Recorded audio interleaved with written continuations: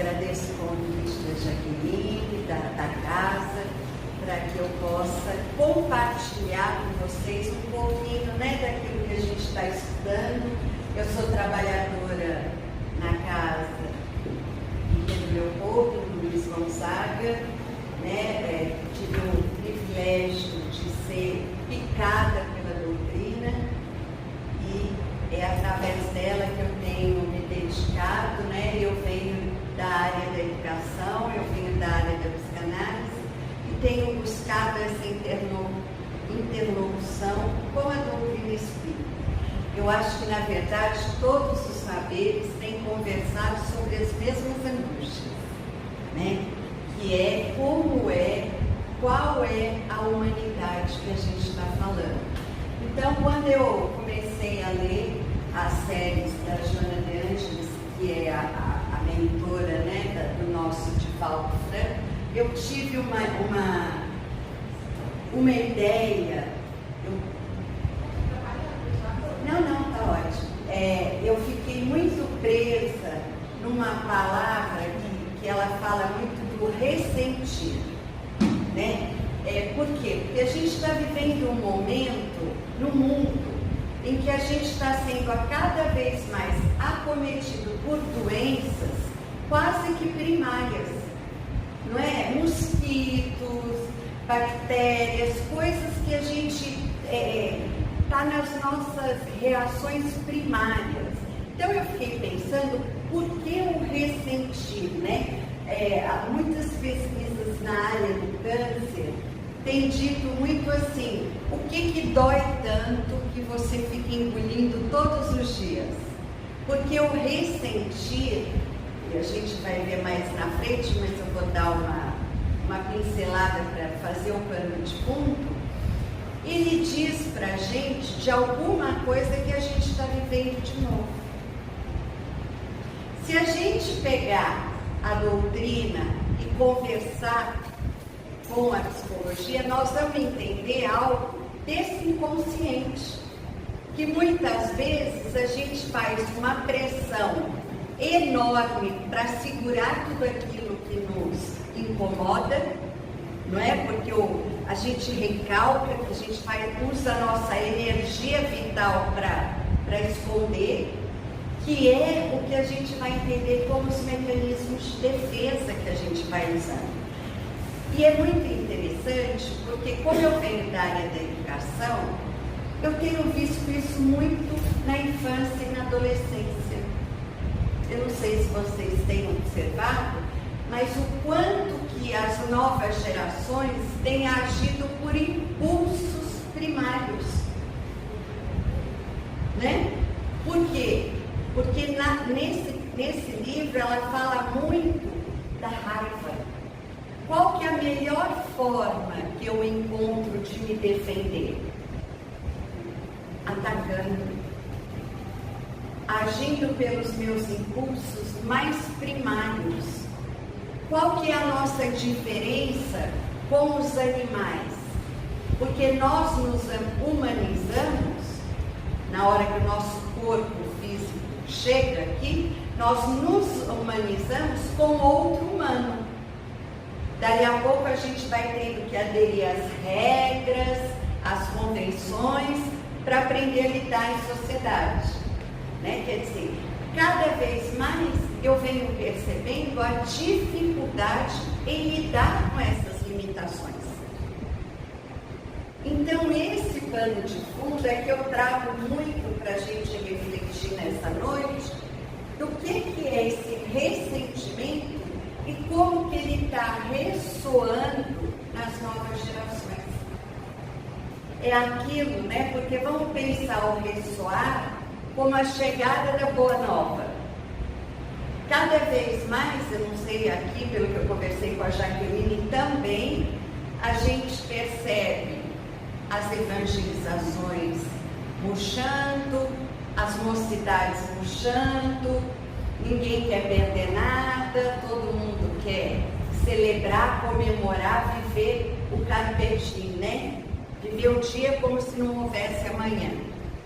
E quando a gente começa a participar das reuniões mediúnicas, das cartas consoladoras, a gente começa a ver o que os jovens que anteciparam muitas vezes a sua ida nos falam. Como que a gente está ressoando a boa nova com as novas gerações? Isso é uma questão que eu tenho me perguntado. É uma questão que eu trabalho com jovens na minha clínica hoje, tentando entender de que dor que eles estão falando. De uma dor que passa muitas vezes no uso de uma droga, de uma dor que passa muitas vezes numa bebida, mas que na verdade é uma dor que não passa. A gente está vendo as doenças autoimunes chegando cada vez mais nos jovens e não tem uma saída, porque alguma coisa não cabe no corpo, alguma coisa está vindo para fora. A epiderme da gente é a última camada, Então tudo isso são sintomas para a gente tentar ler um pouco o que humanidade é essa, em que momento que nós estamos nos voltando tanto para a gente, É aquilo que a gente estava conversando, vigiai e orai. Em que momento que a gente não está conseguindo fazer essa dúvida? Então, o que me serve de alerta? Qual que é meu alerta atualmente? Que 350 milhões de pessoas no mundo sofrem de depressão. A cada 40 segundos uma pessoa tira a própria vida. Sejam pessoas ricas ou pobres. Isso é que eu acho que é interessante, porque muitas vezes esse efeito mágico que a gente tenta passar da vida, ele não faz sentido. Só tem uma coisa que nos coloca em pé todos os dias. É uma causa, um sentido da vida, um sentido para a vida. Lembrando que essa vida aqui é apenas uma transição.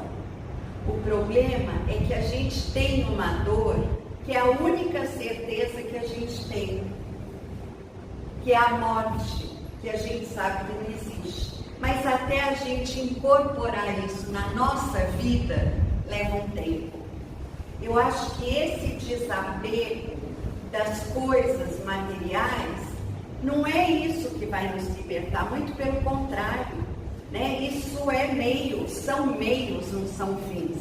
A questão para a gente entender é do que nós estamos adoecendo. E aí é que vem no capítulo desse livro que fala dos desafios existenciais. E uma coisa que eu acho muito interessante é que ela fala que não existem conflitos existenciais. Vocês concordam com isso? Olha que interessante essa leitura. Quem aqui nunca teve um conflito existencial? Nós temos, mas na verdade o que ela fala? Que não são conflitos, são desafios existenciais. Eu achei isso de uma riqueza incrível, porque o processo evolutivo, ele é um desafio, mas a gente começa a buscar fora algumas respostas que está dentro, porque o conflito é muito isso.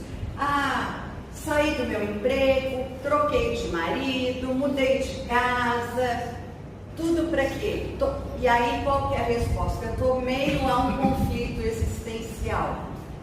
Na verdade é mais um desafio, só que graças ao nosso mestre a gente tem um esquecimento, que a gente pode pensar no inconsciente, que a gente pode pensar nos mecanismos de defesa, mas a verdade é que nessa existência a gente traz um somatório de experiências e que em todo momento a gente vai ter que recalcular a rota que a gente vai fazer. O problema é que por alguns momentos na vida a gente acredita que tudo está dependendo da gente. A fé, ela é muito olhar isso. Quantas e quantas vezes a gente está ali rezando, naquela conexão com Jesus, e de repente a gente está assim, está lembrando do que eu te pedi, né? A gente está o tempo inteiro ali cutucando para ter a certeza de que a gente vai ser atendido. Esse é o desafio que a gente está vivendo do crescimento espiritual. É aquela questão que a gente fala o tempo inteiro. Muitas vezes nós usamos mecanismos de fuga. E qual que está sendo mais descoberto hoje, que ela trabalha o tempo inteiro no livro? A questão da preguiça. Quem aqui não adora ficar na cama vendo filme? Por quê? Porque a gente está trabalhando e dando muito mais do que às vezes a gente dá conta. Então chega final de semana, a gente quer se atirar numa cama e de preferência levantar só na segunda. E ela vem fazendo uma postura muito interessante, que é assim: a preguiça é como uma ociosidade. É o momento em que você baixa a sua vigilância e vai se entregando. O corpo, ele é feito para se mover. O cérebro, quando a gente começa a parar de ler, vocês reparam que a gente tem dificuldade em voltar a se concentrar? Por quê? É como se a gente fosse perdendo essa elasticidade. Por que hoje tem muitas dicas, como não ter Alzheimer, como exercita o cérebro, como você exercita o corpo? A preguiça é muito interessante, porque quando eu li isso, eu falei, gente, isso acontece comigo.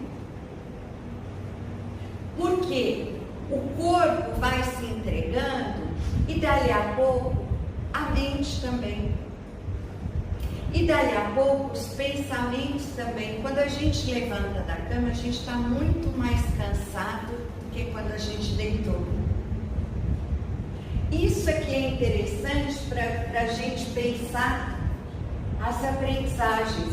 Por que eu acho importante as leituras?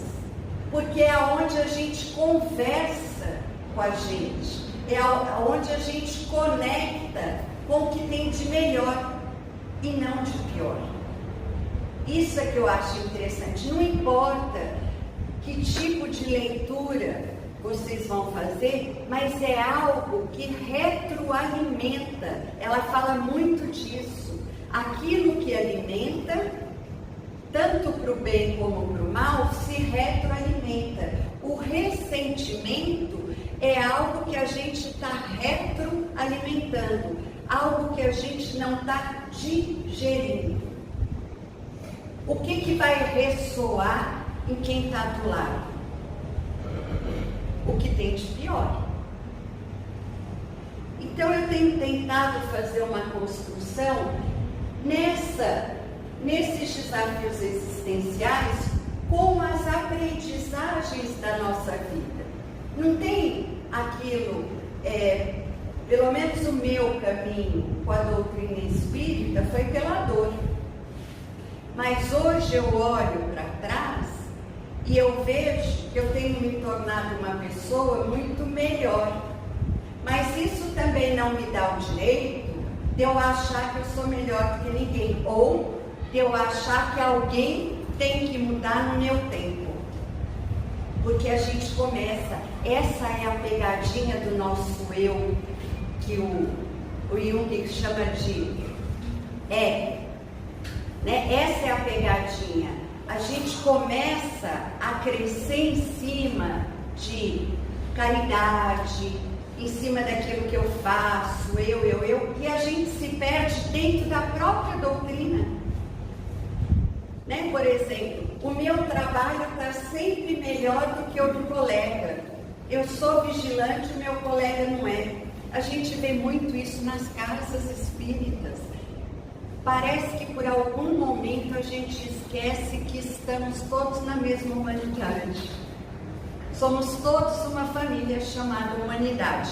Logo, se nós estamos aqui, ainda estamos em aprendizagem. Então é interessante a gente pensar quais são os mecanismos que a gente usa. As fugas, a preguiça, a própria depressão, ela é uma doença, sim, mas ela é uma desconexão também. Né? Quer dizer, eu começo a achar que em algum momento as coisas estão nas minhas mãos. Essa aprendizagem, o que acontece? Eu tiro de mim e começo a trabalhar com a culpa. Ou é a minha culpa, ou é a culpa do outro. É nesse caminho dos conflitos que a gente começa a trabalhar com o auto-perdão, com a autoaceitação.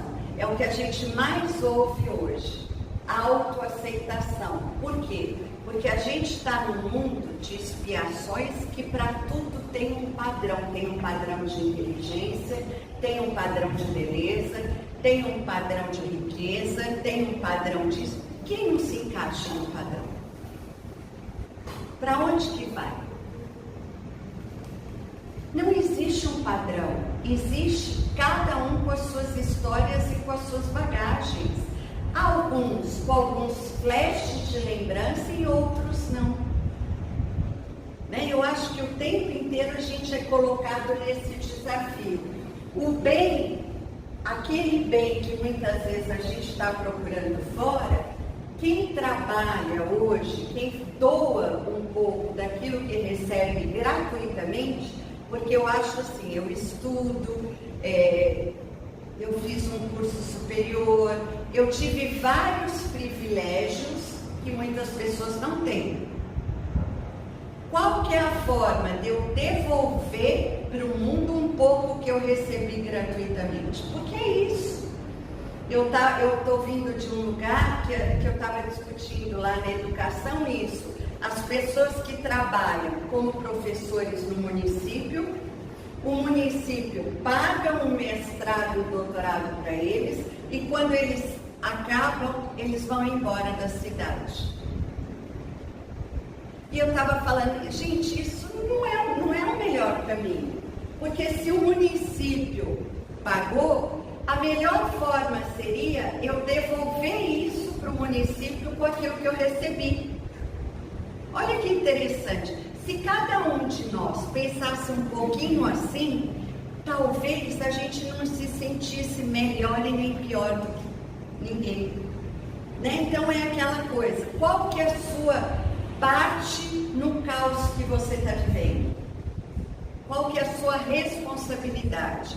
Porque é isso, a causa e o efeito é isso. Qual que é a minha responsabilidade frente a isso? Ah, eu sou assim porque o mundo está muito violento. Apazigua. Não, a gente entra naquela vibração da violência. Então a gente conecta com o que a gente também tem de pior. Então entender isso é pegar esse bem que está cada vez mais distante, né? Por quê? Porque a mídia não apresenta as coisas boas. Isso não vende, isso não toca o ser humano. A gente está vivendo uma transição planetária que é uma transição de valores universais, valores de família, mas sem um juízo de valor dizendo aquela família é pior do que a minha. Não, eu acho que ninguém aqui nessa casa ou aqui nesse planeta está podendo julgar ninguém. Pelo contrário, a gente tem que entrar numa vibração de paz. O bem-estar que a gente está precisando, que é nossa, isso aqui faz sentido para mim, ele está dentro da gente. Quando a gente ajuda uma pessoa, quem faz trabalho voluntário, sabe que muitas vezes a gente se sente bem quando a gente está falando alguma coisa para o outro que a gente está querendo acreditar. Eu falo muito, as pessoas eles perguntam, nossa, mas como se aguenta atender tanta gente no consultório? Porque eu estou me atendendo o tempo inteiro. Porque a partir do momento que eu parar de escutar, eu posso fechar a porta. Quem trabalha com atendimento fraterno sabe disso. Quanto mais sofrida eu estou, mais eu tenho que doar. É isso, pois não?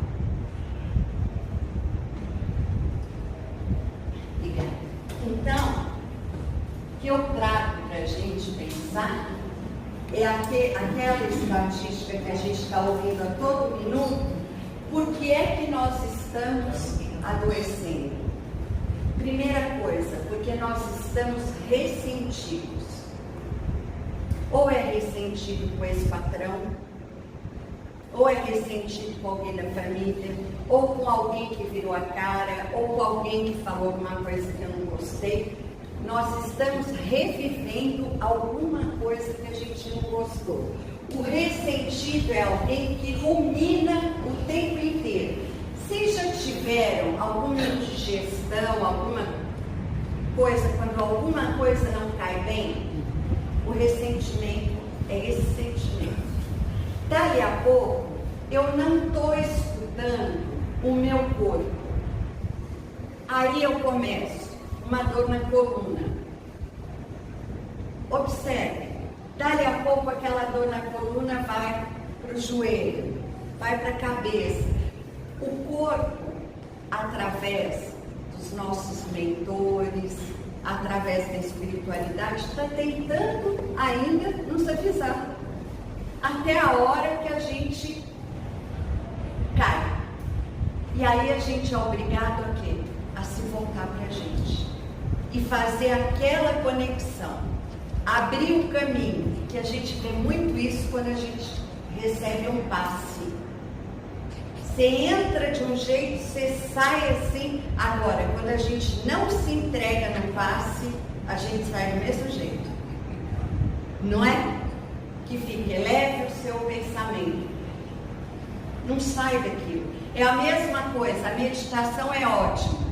Mas nem para todo mundo. Porque tem horas que a gente se força tanto a meditar, quando a gente vai ver, a gente está todo duro assim, ó. Tentando entrar. Não, o que é a meditação? Viver o momento presente. Eu vou dar um exemplo para vocês. A semana passada, eu peguei um voo, foi naquelas chuvas. E o voo foi tão conturbado que todas as máscaras caíram. Primeira coisa que me veio na cabeça, quem já assistiu um episódio do Chico Xavier quando ele está no avião? Que ele começa a gritar que nem louco e tudo. Emmanuel entra e fala com ele e pede para ele morrer com educação. Lembra disso? A única coisa que me veio nesse dia foi isso, e a segunda coisa, se eu tinha alguma pendência. Porque é isso que até então eu entendo da minha passagem para a vida espiritual. O que vai me inquietar é se eu deixei alguma pendência. Não é? E por que a gente dorme, às vezes, com tantas pendências? Por que às vezes, a gente dorme brigado, ruminando alguma coisa que a gente não resolveu? É a simplicidade, né? Eu acho que a gente tem muito a aprender com a simplicidade. É esse exercício, né? Nós trazemos um sentimento de mágoa constante. Constante. A mágoa é algo que ela vai se dissolvendo conforme a gente vai ressoando coisas do bem. Às vezes, a gente olha para uma pessoa e a gente é acometido de uma paz e você não fez nada. A mágoa é como se a gente andasse com uma nuvenzinha preta em cima da cabeça. É aquela antena defeituosa que anda em cima da gente. Sabe aquela pessoa que você olha e fala, engraçado, essa pessoa tem alguma coisa que não está bem. E aí a gente começa. Aí qual que é a primeira coisa que vem para os espíritas? É o obsessor. Não é?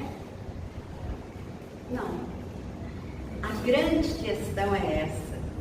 Nós é que em algum momento tiramos a nossa antena daquela vibração que a gente está tentando trabalhar. É assim o tempo inteiro. É uma raiva no trânsito, é alguém que te fecha, é alguém que não fala bom dia. A gente entra, quando você vê, você está com a nuvenzinha. Então, esse sentimento de incapacidade é que a gente vai se refugiando. O mundo todo está errado. Não. Se nós estamos aqui com todas essas pessoas, é porque a gente tem que estar. Eu tenho falado uma frase muito para mim. Eu gosto ou não gosto. Está tudo certo. Está tudo muito bom? Bacana. Lembra do ensinamento. Vai passar. Está tudo péssimo. Lembra que vai passar. Né? Então, no momento da desolação, a gente não recalcula a direção. Não naquele momento. É um momento da gente sossegar.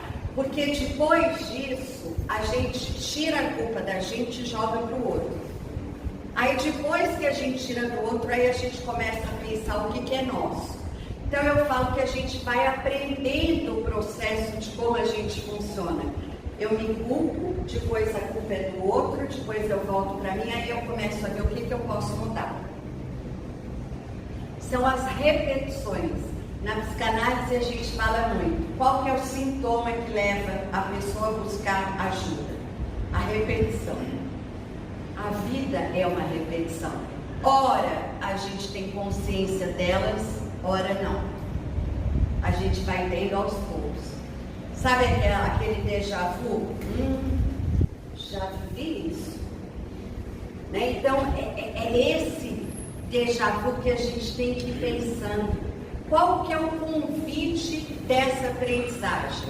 Tanto para o lado bom, como para o lado que eu vou me desenvolver mais. Isso também vai passar.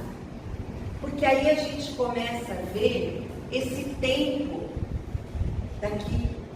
É um tempo que não é cronológico só. É um tempo que não conversa. Vocês entendem? Faz sentido?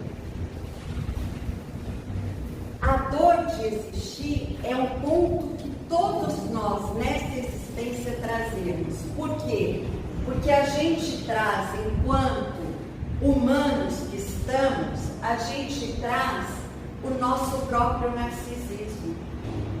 Todos nós, nos 7 primeiros anos de vida, a gente vai trabalhando com esse narcisismo. Só que o que a gente mais está vendo hoje são adultos presos no próprio narcisismo. Adultos que muitas vezes não conseguem abrir mão daquilo que quer. Então, trabalhar com isso é trabalhar com o nosso próprio adoecimento. Qual que é o nó de cada um de vocês? O meu é ciúmes. O meu é a preguiça. O meu é a raiva. Todos nós temos alguns nós. O que ela vai nos orientando nesse livro? Autoconhecimento. Depare com seus próprios nós para que vocês não caiam nisso. Ou seja, vai desatando esses nós ao longo da sua vida. Encontrar um sentido para a nossa existência. Mas a política acabou com o Brasil. Eles também estão passando por isso. O Brasil não tem jeito. Tem. Nós estamos aqui. Então, entender qual que é o desafio de cada um, o que eu estou conectada com o que faz sentido na minha vida. Eu estou conectada com a casa espírita, eu dou o meu trabalho aqui, eu estou conectada com a evangelização, eu estou conectada com a mocidade. Com o que eu estou conectada? Além do meu trabalho, além da minha família, né? O que eu estou doando daquilo que eu recebi? Ah, não, mas eu já estou muito cansada. O que é o cansaço? É a falta de engrenagem, não é? Porque vocês querem mais cansar. Toda vez que eu acho que eu estou cansada, eu lembro do exemplo do Chico Xavier, do Allan Kardec.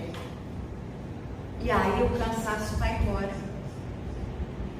Eu estava brincando com a Jaqueline que a gente ainda vai ter que voltar umas 100 vezes, né? Toda vez que a gente acha que está bom, a gente olha para a vida dessas pessoas e vê que a gente ainda vai voltar muito. Eu comecei a semana passada, eu li um livro que chama Heróis da Paz. São os grandes nomes que receberam o Prêmio Nobel da Paz. E eles fizeram uma junção de todos os discursos. Nelson Mandela, Irmã Dulce, Dalai Lama, e todos falam a mesma coisa. Faz para o outro aquilo que você queria que fizessem para você. Quem nos ensinou isso? Qual que é a melhor forma de levar a palavra do Evangelho? Fazer com o outro aquilo que eu gostaria que fizesse comigo. É só isso. Por mais que a gente faça mestrados, doutorados, a aprendizagem está na simplicidade. E cada vez mais a gente está distante disso. Né? Eu falava com a Jaqueline, a gente tem que falar bonito. Não. A gente tem que escutar bonito. Falar, a gente pode falar. Nós somos imperfeitos, vamos errar mesmo, estamos aqui aprendendo. Agora, escutar tem que ser bonito. Quando uma pessoa vai falar com a gente no atendimento fraterno, a gente não vai falar para ela assim, ah, você não sabe a minha história, a minha é bem pior que a sua. Não, aquela pessoa que te procurou, ela só quer que você escute ela bonito. Isso a gente não aprende em lugar nenhum, a não ser no exemplo de Jesus. Esse juízo de valor é nosso, é do humano. É um dos nossos grandes vícios a ser trabalhado ao longo da nossa vida. Então, entender isso é não perder o entusiasmo pela vida. Eu falo muito para os pais assim, quando seu filho ou sua filha olha para você, o que vocês acham que eles pensam? Se a gente achar que eles não pensam nada, aí tem um nó. Eles têm que achar que a gente ainda tem alguma coisa interessante para falar para eles. O problema é quando eles acham que a gente não tem mais nada interessante para falar. E é muito o que a gente está vivendo. Tem uma coisa que nos foi dada por várias existências, que é a experiência. A gente vai acessar essa experiência de acordo com o nosso progresso diário ou não.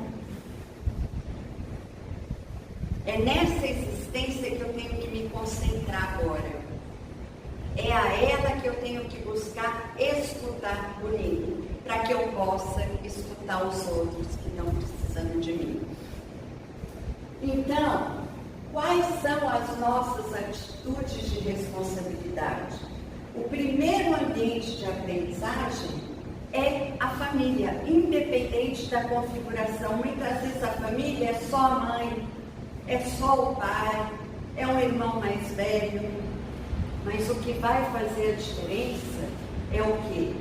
O exemplo, aquilo que a gente vai levar enquanto valores inegociáveis.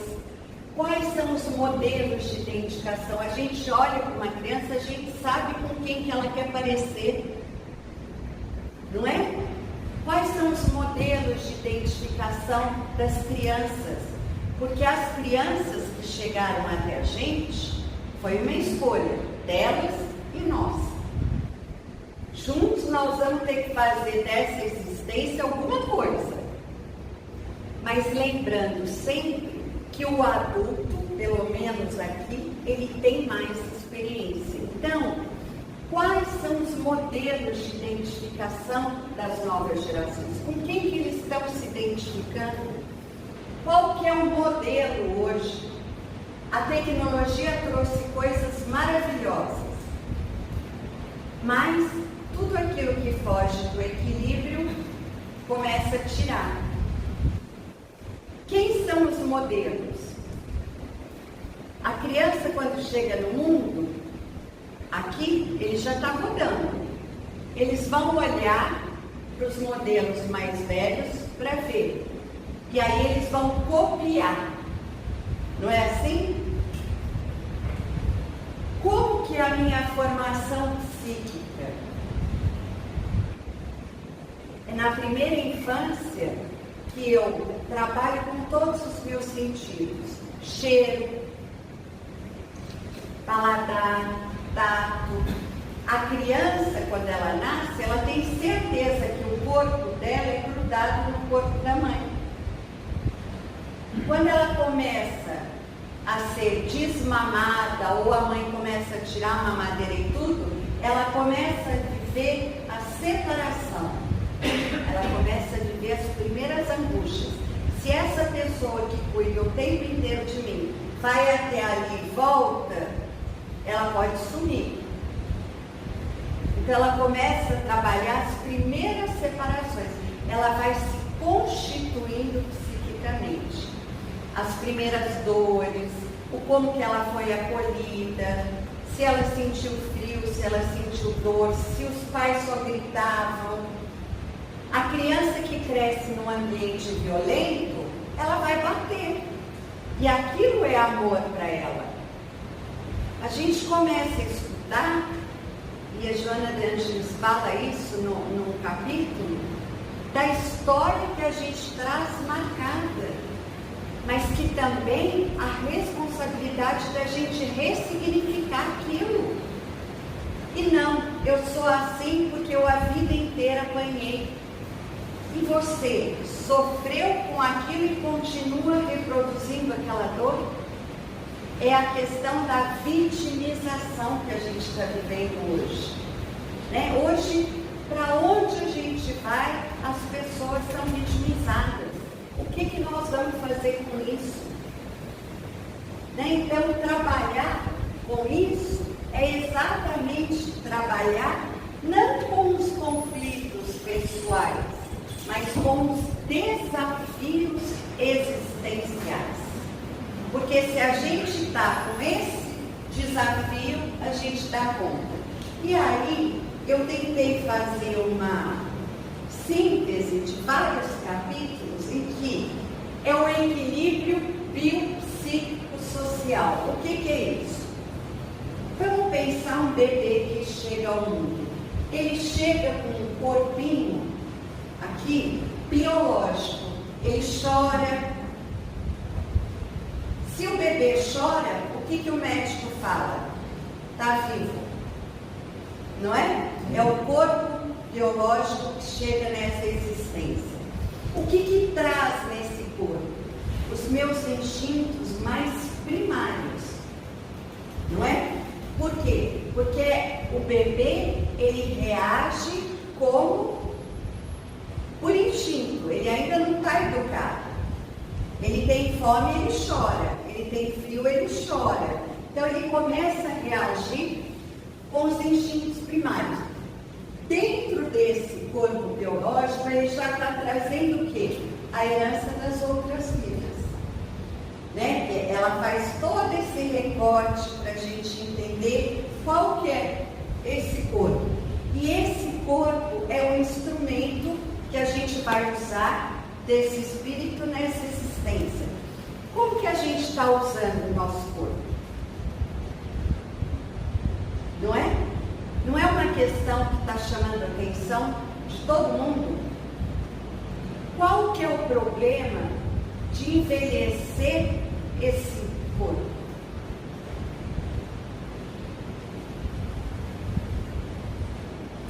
Isso é que a gente tem se perguntado.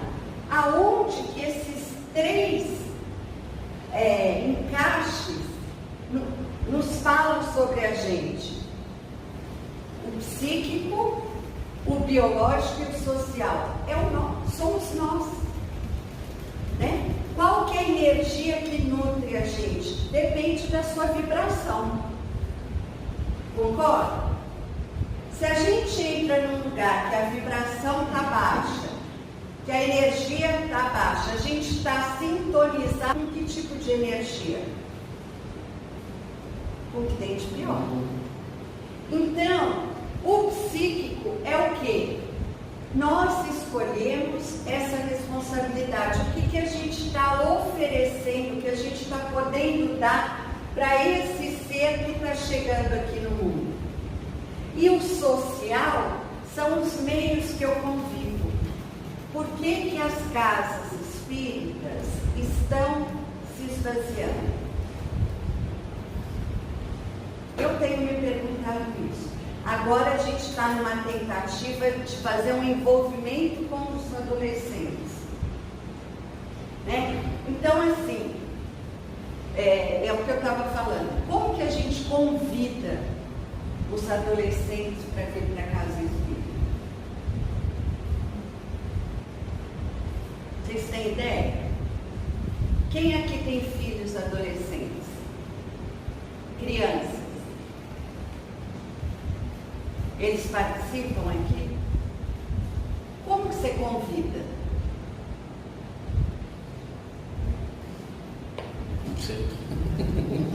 Bom, você tem que ir.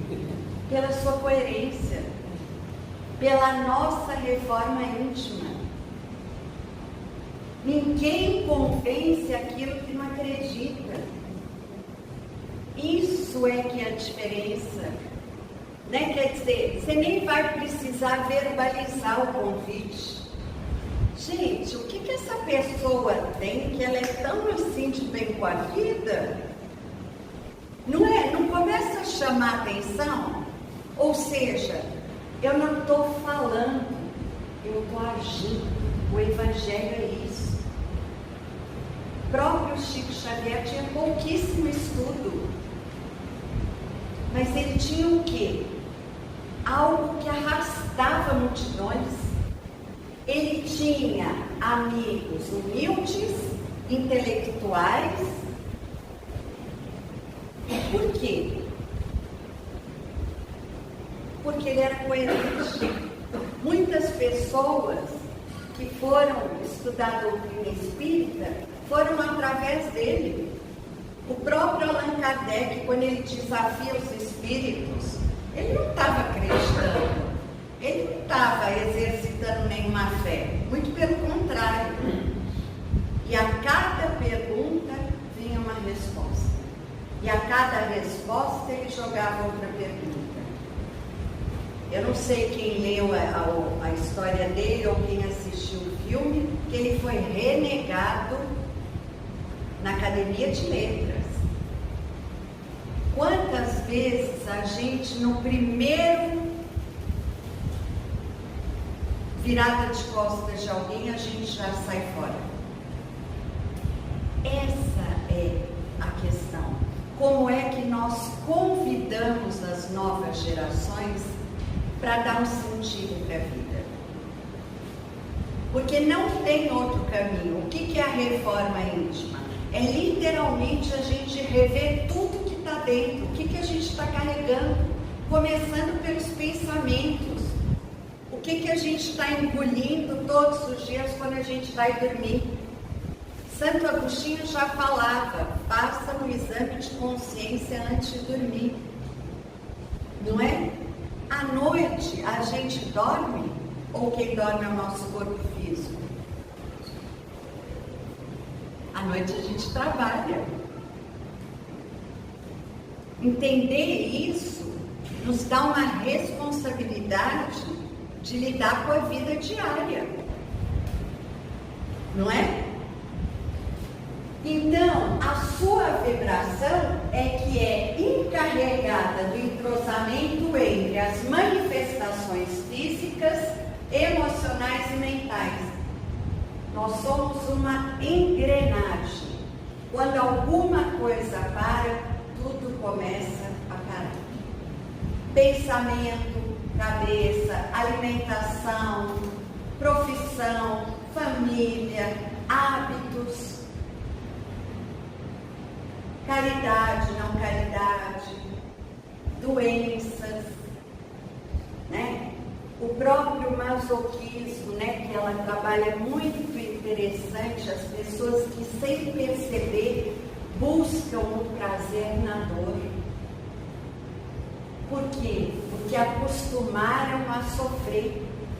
Então, se não tem sofrimento, não tem vida. Não conheceram o amor sem ser na dor. A gente tem que apresentar nas escolhas amorosas que a gente faz, a pessoa que a gente escolhe para estar ao nosso lado. Tem pessoas que não sabem receber um amor cordial. Onde que a gente tem que trabalhar isso e investigar isso? É aqui, ó. Quais foram os primeiros objetos de amor dessa criança? O primeiro ambiente de aprendizagem, como ela foi recebida nessa existência. Porque ali ela tem um compromisso. E aqueles pais também têm um compromisso. Então, entender isso, a gente vai desapegando da coisa mais difícil que tem hoje. Sabe qual que é? Desapegar da dor. Repare como que a gente gosta ou precisa sofrer. Nossa, por quê? Será que é porque quando a gente está sofrendo, o outro para e me escuta? Porque tem isso. Não, hoje você está tristinha. O que aconteceu? Hoje você não está bem. Tem pessoas que só conseguem se ver quando elas adoecem. Ou elas só são cuidadas quando elas adoecem. Então, eu gosto muito de trabalhar com essa ideia. Sabe, quem aqui tem mais de 50 anos?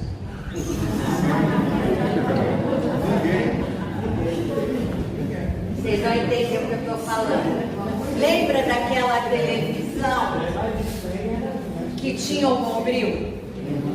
Não é? Que a pessoa subia no telhado e ficava empurrando para lá e para cá, pegava um sinal.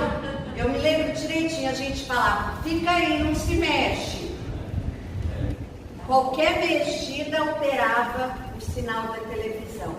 A nossa antena vibratória é assim.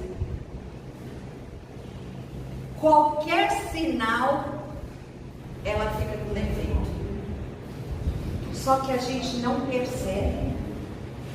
Se a gente não está em oração, se a gente não está examinando os nossos pensamentos, a gente começa a entrar numa outra vibração e não percebe. É o que eu chamo de antena defeituosa. Afeta aqueles 3 elementos: o biológico, o psíquico e o social. Vocês já viram quando alguém da casa está agitado, o que acontece com o bebê?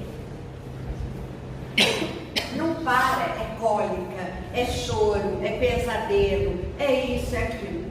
Você começa a organizar o ambiente, a criança melhora. Muitas vezes, quando as crianças vão para o consultório, a gente recebe e acaba cuidando dos pais.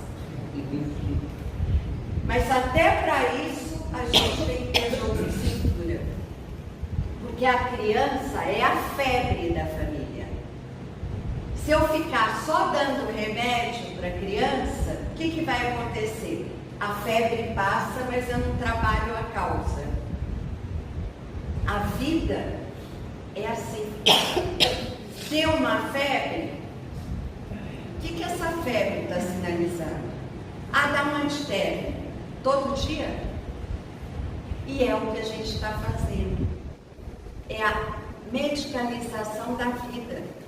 Ah, mas você toma esse remédio aqui que ele vai te dar um up, vai melhorar a sua serotonina.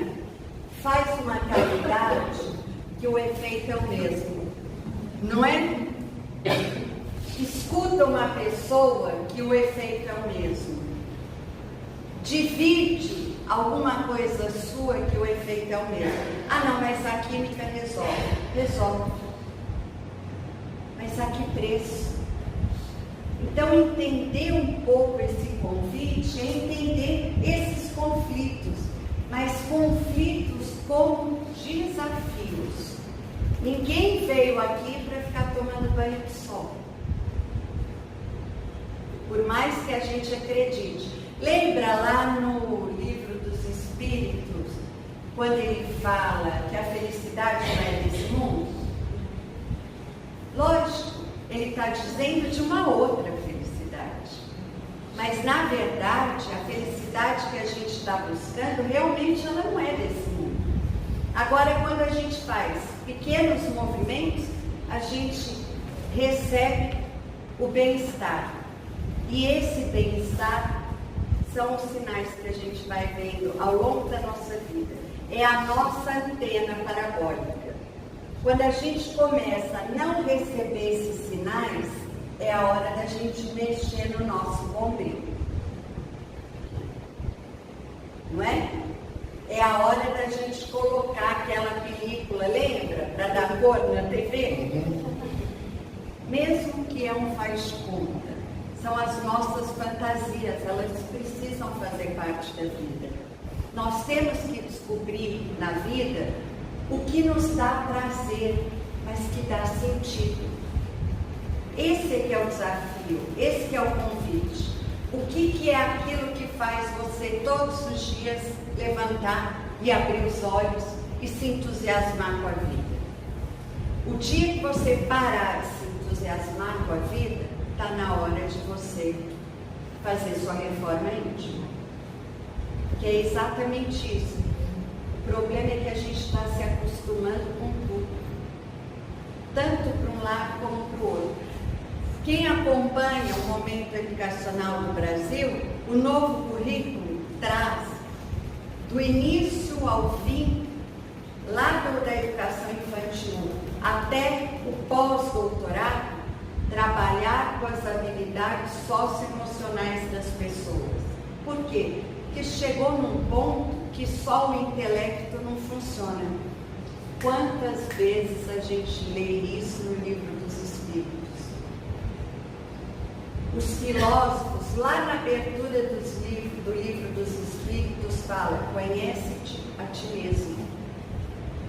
As escolas estão voltando a trabalhar com as crianças, falando para elas assim: fale dos seus sentimentos. Em pleno século XXI, em que a ciência já está discutindo a transhumanidade. O que é isso? Daqui 100 anos nós seremos metade humano, metade máquina. Tá. Isso me preocupa. Preocupa vocês? Para mim me preocupa o que a gente está ensinando para as novas gerações que vão poder acionar esse humano ou não. Isso sim é responsabilidade nossa. Isso é que a gente vai fazer diferente. Ah, mas é o robô e... Gente, é de novo o futuro, de novo o passado. Não. A meditação é o que eu encontro com o presente. É agora que a gente tem responsabilidade. É só isso. Se a gente entrar nesses discursos de final de mundo, ninguém aqui vai sair bem. Qual que é a nossa responsabilidade em evitar que uma máquina acesse um humano? Se eu contar para vocês que eu assisti um documentário que dizia: só tem um caminho. Larga toda a tecnologia e foge para uma colina, mas não liga o GPS. Olha que coisa mais triste. Não. Por que as máquinas nunca vão se tornarem humanos, porque algo nos transcende. É só isso. Tudo isso já estava anunciado. Por exemplo, quem leu sobre o Holocausto sabe que o Hitler era uma mente doente, não é? Só que quem trabalhava com ele era uma mente saudável. Eles só cumpriam ordens. Eles mandavam crianças, mulheres para as câmeras de gás. À noite eles iam para casa, rezavam com seus filhos e no dia seguinte mandavam os filhos de raça pura para as escolas. Em que momento que essas pessoas deixaram de vigiar? É simples. Em que momento que eu parei de refletir? Porque eu não vou fazer coisas que eu não concordo. Eu tenho algo que me direciona, e esse algo está ali, olha, naquela escala. É só aquilo, de diversas formas, mas é só aquilo. Então, pensar nisso é passar do ressentir ao ressoar. Lembrando sempre que esse ressoar é a boa nova. Nesse momento, além do discurso apocalíptico de que nós vamos fazer uma fusão com as máquinas, qual é a boa nova que a gente pode trazer? Olha, na época de enchente, o Brasil se solidariza. Isso é a boa nova. Lá na política, tem pessoas ruins, mas também tem gente boa. Nas comunidades mais simples, tem traficantes, mas também tem gente boa. É descobrir isso que passa desapercebido. Cuidar da saúde mental como prevenção. Né? A gente não cuida do corpo físico porque não cuida do corpo mental. Não, esse tipo de coisa eu não quero. Não, esse pensamento não. Né? Quer dizer, cuidar, prevenir, ensinar as novas gerações a falar, a dar nome para sentimento, a esboçar, a falar eu te amo, dormir sem nenhuma pendência. Educação do pensamento, a gente ensina isso lá na barriga. Quando a gente começa a escutar as canções, quando a criança começa a chutar e a gente está mais agitado, né? Quer dizer, educar sentimentos não é lá na escola, como a educação está correndo atrás. Na década de 70, vocês lembram, a maioria aqui é da minha idade, né? Então vocês lembram. Vocês lembram quando começou a se falar da inteligência emocional? Todo mundo lembra? Vocês lembram por quê? Até então só se falava da inteligência intelectual. Quando as crianças chegavam na escola, muitas vezes eles tinham dificuldade para lidar com as coisas da escola, vinha aquela diretora ou aquele mentor lá da escola e falava assim, ó, pode deixar em casa, ele não dá para essas coisas não. Põe ele lá na roça, bota ele na venda do seu José, tal. Em compensação, outros começaram a se destacar. Pega o Einstein, o Santos Dumont, os grandes nomes. E eles começavam a pensar assim, engraçado, eles têm uma inteligência tão aguçada intelectualmente, mas emocionalmente eles são meio pirados. Alguma coisa aí está errado, está em desequilíbrio. Traz a discussão da inteligência emocional. Razão e emoção, lembra? Né? Qual que é o seu lado? Tinha um monte de teste para a gente fazer. Eu sou mais racional, eu sou mais emoção e tal. Passado um tempo, descobriram que só isso não resolvia. Eles passaram a estudar uma terceira inteligência, que hoje se discute que é a inteligência espiritual. Essa inteligência espiritual nada mais é do que os orientais falavam do terceiro olho, que hoje a neurociência comprova que quando você está fazendo alguma coisa que tem sentido na sua vida, uma parte aqui no cérebro acende. Os neurotransmissores conversam, algo que transcenda. É só isso que a gente pode entender como fé, como algo que a gente veio aqui para fazer, não importa o caminho que a gente queira. Fato é que tem que ter algo além da gente. Então, entender isso nos ajuda a cultivar pensamentos edificantes. Nos faz, a cada dia, nos tornarmos pessoas melhores. Qual que é o convite da doutrina? Uma coisa que eu tenho na minha vida profissional. Todos os dias eu tenho obrigação de acordar um pouco melhor do que eu era ontem. Por quê? É a responsabilidade. Por que muita gente não aguenta? Porque a responsabilidade é algo que pesa quando a gente não divide com os outros. Vigilância e oração para reequilibrar as energias. A gente sente quando a chave está caindo, né? A gente sente, e se a gente não sente, o corpo físico dá um jeito de mostrar. Vocês estão assim, ó. Então, nessa existência, nesse mundo de expiações, quais são os valores permanentes e os valores transitórios? Quais são os valores que a gente pode negociar e quais não? Eu acho que o mundo de transição, ele vira tudo de ponta cabeça, mas porque é um mundo de regeneração. Se a gente parar e olhar com o olhar amoroso que a gente deve ter com a gente e com o outro, a gente começa a descobrir que muita coisa boa está acontecendo.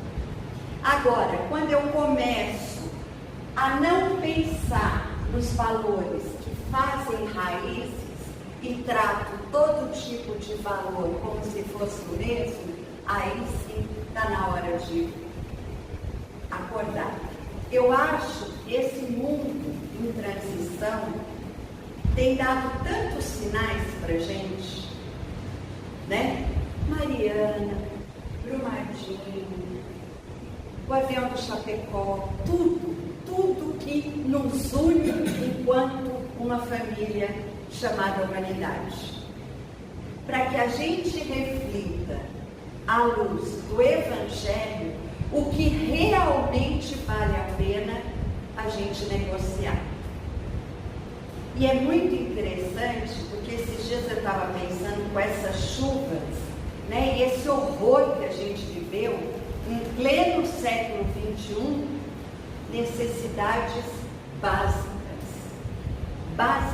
Eu moro no Buritis, a gente viu o bairro, né? Não é dizer que é numa periferia, não, é qualquer lugar. Tem uma mensagem subliminar aí, gente, para a nossa humanidade. Não é possível que a gente tenha passado por tragédias que a gente tem passado e nós vamos sair todo mundo igual. A leitura desse mundo é que tem que ser diferente. Aquilo que a gente vai fazer com isso é que tem que fazer efeito. Essa é que é a antena que a gente vai arrumar. E que eu acho que um dos maiores exemplos que eu tenho disso foi naquele episódio da caverna da Tailândia. Ali, para mim, coisa que eu aprendi a ler as mensagens subliminares. Por quê? Aquele professor tinha com aqueles meninos uma relação de duas coisas inegociáveis: amor e confiança, que é uma coisa essencial para que as novas gerações tenham dos mais velhos. Eu preciso confiar para poder aprender alguma coisa com você. Aquele professor, ele usou de uma experiência transcendental dele, concorda? Numa situação limite, que não tinha um protocolo, ele se entregou, né? Ele desapegou, inclusive, daquele corpo físico, porque, vamos combinar, né? Viver ali onde eles viveram. O único que desencarnou, ele tinha todo o planejamento, todo o conhecimento, e ele achava que ele tinha todos os caminhos, que foi o mergulhador. Não tinha nada a ver com o caso. Nada a ver com o caso, ele era um especialista. Para quem gosta de ler as mensagens subliminares, vocês concordam que ali tem? O que é o conhecimento se eu não coloco ele num movimento do universo? Que conhecimento é aquele que me dá todos os poderes, esquecendo de que tem alguém olhando por nós? Eu acho que é esse olhar e essa escuta que o século XXI está pedindo para a gente. Não um olhar de fim do tempo, não. Eu não acredito nisso. Eu acho que a gente está aqui, todos nós reunidos, conectados, para que a gente faça o bem. Ninguém aqui está hoje, 9 horas da noite aqui, porque quer o mal de ninguém. Com essa chuva na cama, novela, é isso que a gente tem que acreditar e é isso que a gente tem que conectar. E antes de dormir, todas as noites, se perguntar: o que é que você está recebendo que você não está dando? E eu não falo de coisas materiais, porque isso é o que menos importa. Eu falo de dons, de afago, de escuta, de amor, de acolhida, de uma palavrinha. É só isso que a gente vai conseguir garantir nesse momento de transição. Então, acho que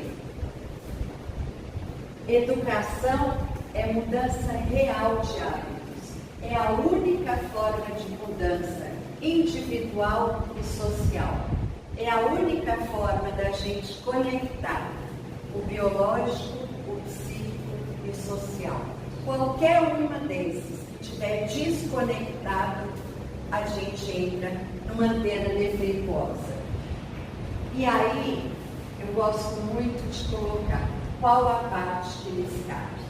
Então, quando eu passo na rua, quando eu passo no viaduto, quando eu passo dentro da minha casa, o que eu podia fazer que eu não fiz?